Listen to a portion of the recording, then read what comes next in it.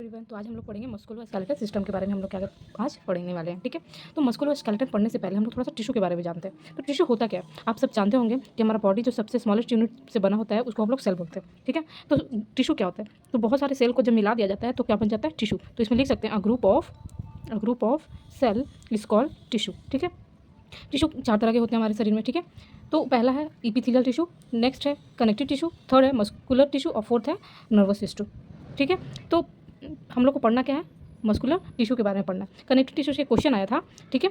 पूछा गया था कि most abundant tissue in our body, हमारे बॉडी में सबसे ज़्यादा पाए जाने वाला टिश्यू कौन होता है, तो वो कनेक्टिव टिश्यू होता है, ठीक है। मस्कुलर टिश्यू, मसल्स जो होता है एक तरह का क्या होता है, टिश्यू ही होता है। तो आज हम लोग इसी के बारे में आगे पढ़ेंगे, ठीक है। आगे पढ़ने से पहले हम थोड़ा सा बेसिक टर्म्स के बारे में जानते हैं, ठीक है।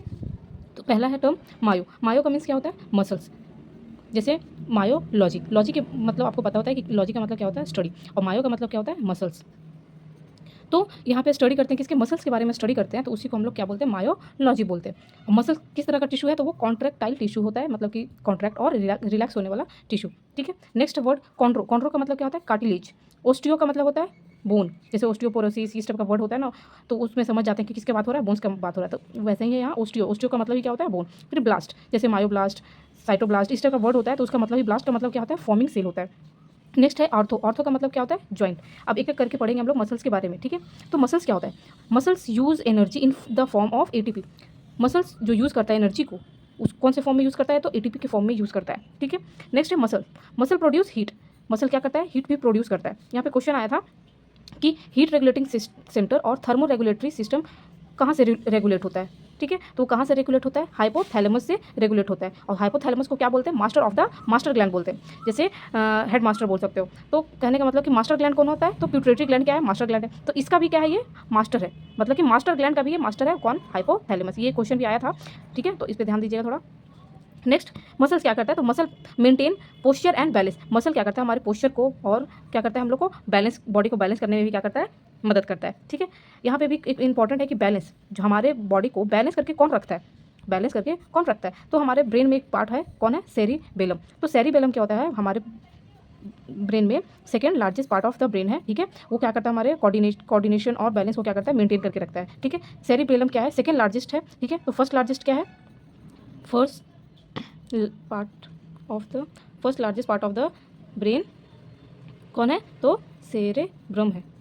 सेरेब्रम क्या है, सबसे largest part of the brain है, ठीक है। फिर मसल्स क्या है, मसल प्रोड्यूस मूवमेंट।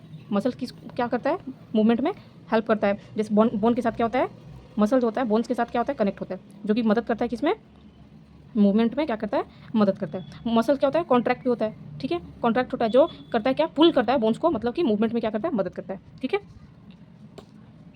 मूवमेंट में मदद करेगा। अब आगे का देखते हैं कि क्या बोल रहा है, एम्ब्रायोलॉजी ऑफ मसल। मसल्स बनते कैसे हैं, ठीक है। तो जब फर्टिलाइजेशन होता है फीमेल एग और स्पर्म का, तो उसके बाद क्या बनता है, कौन सा स्टेज बनता है आगे, एम्ब्रायोलॉजी बनता है। तो एम्ब्रायोलॉजी में क्या होता है, एम्ब्रायोब्लास्ट होता है, ठीक है। वहाँ से जम सेल का क्या होता है, फॉर्मेशन होता है, जम लेयर का फॉर्मेशन होता है। जम लेयर कितने तरह के, 3 तरह के होते हैं, एक्टोडम, दूसरा मेसोडम और तीसरा इंडोडम, ठीक है। तो हर एक लेयर से अलग अलग बॉडी पार्ट्स स्टार्ट होता है बनना। तो एक्टोडर्म में कौन कौन से पड़ता है, तो नर्वस सिस्टम का फॉर्मेशन एक्टोडर्म से होता है, याद रखेंगे, जिसमें सीएनएस और पीएनएस आता है। सीएनएस में ब्रेन और स्पाइनल कोड आता है, ठीक है। सेंट्रल नर्वस सिस्टम और पेरिफेरल नर्वस सिस्टम का, ये सब नर्वस सिस्टम का ही फॉर्मेशन कहाँ से होता है, तो एक्टोडर्म लेयर से बनना स्टार्ट होता है। नेक्स्ट है मेसोडर्म। मेसोडर्म से क्वेश्चन बहुत ज़्यादा आता है, ठीक है। तो मेसोडर्म से क्या क्या बनता है, तो हार्ट और नोटोकॉर्ड का फॉर्मेशन मेसोडर्म से ही होता है। गोनैड्स का भी फॉर्मेशन यहीं से होता है। और मसल्स जो हम लोग पढ़ने वाले हैं वो भी किससे बनता है, मेसोडर्म लेयर से ही बनता है। इसमें बोन्स, कार्टिलेज सब किससे बनते हैं, तो मेसोडर्म से बनते हैं, ठीक है। नेक्स्ट है एंडोडर्म। एंडोडर्म से रेस्पिरेटरी सिस्टम और जीआईटी सिस्टम भी किससे बनता है, एंडोडर्म लेयर से बनता है, ठीक है। अब कैसे बनता है, तो फॉर्मेशन देखेंगे स्टेप बाय स्टेप। मसल्स बनता कैसे, तो आपको ऊपर ही बताई मैं कि मसल्स किससे बनते हैं, तो मेसोडर्म लेयर से बनता है। तो मेसोडर्म लेयर से क्या बनता है, मसल्स, ठीक है।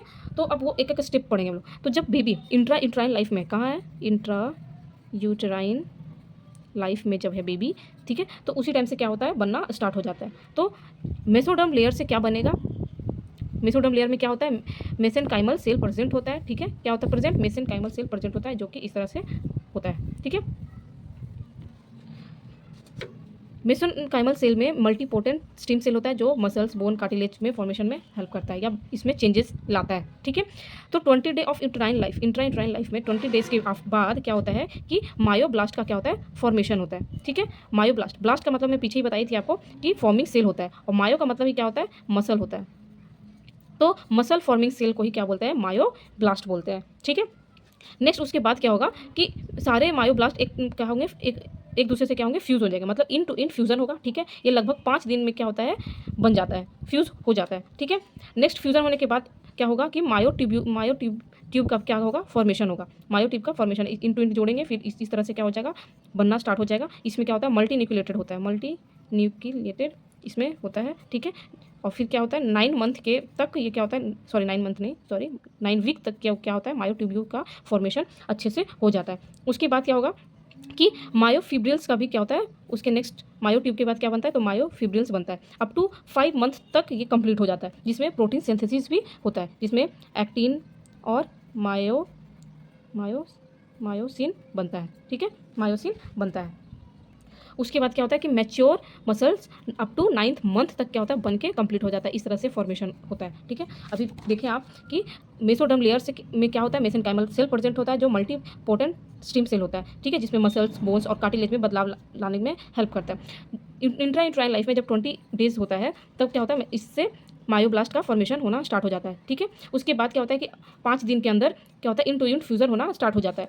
अप टू 9 वीक तक मायोट्यूब का भी फॉर्मेशन अच्छे से हो जाता है, जिसमें मल्टी न्यूक्लिएटेड होते हैं, ठीक है। उसके आफ्टर मायोफिब्रिल्स का फॉर्मेशन होता है अप टू कितना, 5 मंथ तक लगभग वो कंप्लीट हो जाता है बनके, जिसमें प्रोटीन सिंथेसिस भी होता है मायोफिब्रिल्स में। कौन से स्टेज में, तो मायोफिब्रिल स्टेज में प्रोटीन सिंथेसिस होता है, जिसमें एक्टिन और मायोसिन में बनने में हेल्प करता है। इसके बाद क्या होता है, अप टू 9 मंथ तक क्या होता है, कंप्लीट हो जाता है मैच्योर मसल बन के, ठीक है। आगे हम लोग क्लासिफिकेशन ऑफ मसल्स जो है हम लोग आगे देखते हैं, ठीक है।